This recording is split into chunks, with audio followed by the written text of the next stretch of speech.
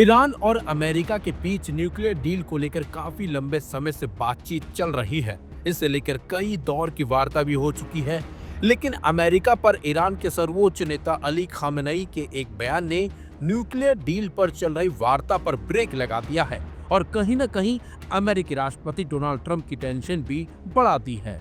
जी हाँ, ईरान के सर्वोच्च नेता अयातुल्लाह अली खामेनेई ने मंगलवार को अमेरिका के साथ किसी भी तरह की बातचीत को देश के लिए बेकार और हानिकारक करार दिया है।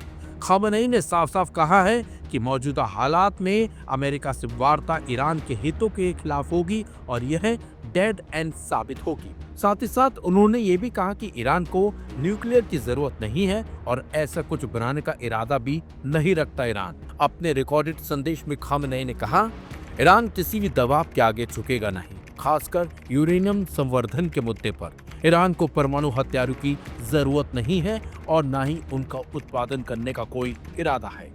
साथ ही साथ खामेनेई ने कहा कि अमेरिका चाहता है कि ईरान अपने मिसाइल कार्यक्रम को छोड़ दे, जिसमें मध्यम दूरी की मिसाइलें भी शामिल हैं, लेकिन दबाव में आकर समझौता करना आत्मसमर्पण जैसा होगा और कोई सम्मानजनक राष्ट्र ऐसा स्वीकार नहीं करेगा।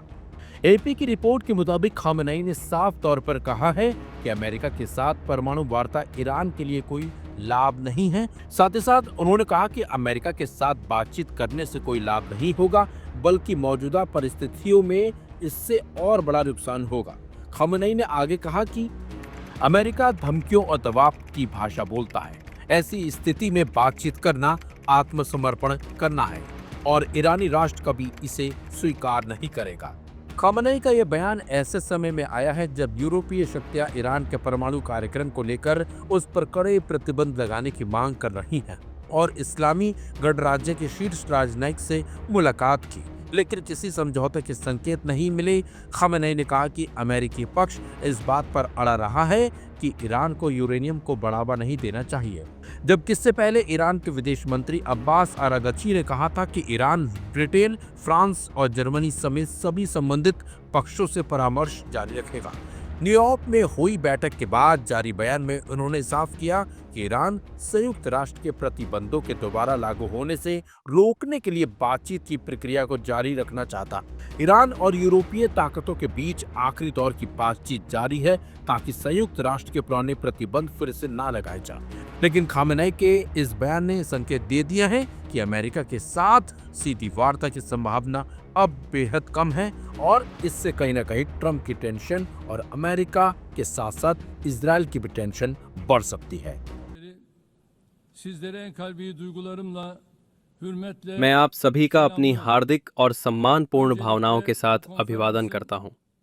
सबसे पहले मैं इस सम्मेलन की सह अध्यक्षता संभालने के लिए फ्रांस और सऊदी अरब का आभार व्यक्त करना चाहूंगा। मैं उन देशों को बधाई देता हूं जिन्होंने फिलिस्तीन राज्य को मान्यता देने का निर्णय लिया है। मुझे उम्मीद है कि ये कदम आगे की पहलों के साथ दो राज्य समाधान को गति देगा। लगभग 2 सालों से हमारे क्षेत्र में इजरायली सरकार के बढ़ते हमलों के कारण एक बड़ी मानवीय त्रासदी हो रही है। गाजा में हुए नरसंहार ने 65,000 से अधिक लोगों की जान ले ली है और ये अपनी पूरी क्रूरता के साथ जारी है। जिसकी ज़मीर जिंदा है वो इसे स्वीकार नहीं कर सकता। इतने बड़े नरसंहार के सामने खामोश रहना तो दूर की बात है। नेतन्याहू सरकार का उद्देश्य फिलिस्तीन राज्य की स्थापना को असंभव बनाना और फिलिस्तीनी लोगों को जितना हो सके विस्थापित होने के लिए मजबूर करना है। इन नकारात्मक घटनाओं के बीच संयुक्त राष्ट्र सुरक्षा परिषद के सदस्यों सहित कुछ देशों द्वारा फिलिस्तीन राज्य को मान्यता देने का निर्णय एक अत्यंत महत्वपूर्ण और ऐतिहासिक कदम है। Bu olumsuz gelişmelerin ortasında Birleşmiş Milletler Güvenlik Konseyi üyelerinin de dahil olduğu bir grup ülkenin Filistin devletini tanıma kararı हम चाहते थे कि फिलिस्तीन के राष्ट्रपति अब्बास आज हमारे साथ यहाँ होते। फिर भी मुझे ये बहुत महत्वपूर्ण लगता है कि आज बोल रहे सभी प्रतिभागी भी फिलिस्तीनी लोगों की आवाज़ बन रहे हैं। सच्चाई ये है कि फिलिस्तीनी मुद्दा अब पूरी दुनिया का मुद्दा बन गया है। इस हॉल में सभी की भागीदारी इसका सबसे बड़ा प्रमाण है। पूरे यूरोप, एशिया, अमेरिका और अफ्रीका में सड़कों पर, सोशल मीडिया पर और प्रेस में हम पहले कभी न देखे गए फ्री फिलिस्तीन के नारे देख रहे हैं। यहाँ एक विरोधाभास है जिसे मेरे दोस्तों को नजरअंदाज नहीं करना चाहिए।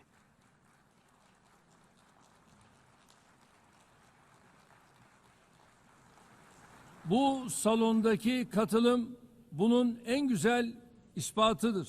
नेतन्याहू सरकार, जो एक ऐसे लोगों पर शासन करती है जिन्हें एक समय होलोकॉस्ट के दौरान खत्म करने का लक्ष्य रखा गया था, वो खुद अपने पड़ोसियों के खिलाफ नरसंहार कर रही है, जिनके साथ उन्होंने हजारों सालों से एक ही जमीन, पानी, हवा और समुद्र साझा किया Şu है। çelişki buradaki dostlarım dahil kimsenin dikkatinden kaçmamalıdır. Holokost zulmüyle kökü kazınmak istenen bir toplumu yöneten Netanyahu hükümeti aynı toprağı, suyu, havayı, denizi paylaştığı binlerce yıllık komşularına soykırım uyguluyor. Bu zulmün इस अत्याचार के karşısında खिलाफ durmak, खड़ा होना अंतर्राष्ट्रीय समुदाय के लिए न केवल एक कानूनी कर्तव्य है, बल्कि एक नैतिक जिम्मेदारी भी है। अंतर्राष्ट्रीय समुदाय को वेस्ट बैंक में बस्ती के विस्तार, पूर्वी यरूशलेम में यथास्थिति को बदलना और क्षेत्र में अस्थिरता फैलाने के प्रयासों को रोकना चाहिए। अन्यथा अंतर्राष्ट्रीय व्यवस्था और सार्वभौमिक मूल्यों की रक्षा की बात नहीं की जा सकती। कब्जे और विलय की बढ़ती नीतियों का लक्ष्य स्पष्ट है: दो राज्य समाधान की अवधारणा को खत्म करना, एक फिलिस्तीनी राज्य के लिए आधार को मिटाना, फिलिस्तीनी लोगों को निर्वासित करना और क्षेत्र में विस्तारवादी महत्वाकांक्षाओं को पूरा करना। इसकी अनुमति कभी नहीं दी जानी चाहिए। इस सम्मेलन में मुझे उम्मीद है कि जिन देशों ने फिलिस्तीन राज्य को मान्यता देने का साहस दिखाया है, वे इस ऐतिहासिक रुख को निर्णायक, ठोस और निवारक कार्रवाइयों के साथ समर्थन देंगे। अब गाजा में युद्ध विराम घोषित करना, अबाधित मानवीय सहायता पहुंच सुनिश्चित करना और इजरायल द्वारा अपनी सेना को गाजा से वापस बुलाना जरूरी है। मैं तुर्की सरकार को धन्यवाद bu देता हूं। tarihi duruşun arkasını doldurmalarını temenni ediyorum. Artık ateşkesin ilanı, Gazze'ye insani yardımların engelsiz şekilde girişinin sağlanması ve İsrail'in Gazze'den güçlerini çekmesi gerekiyor.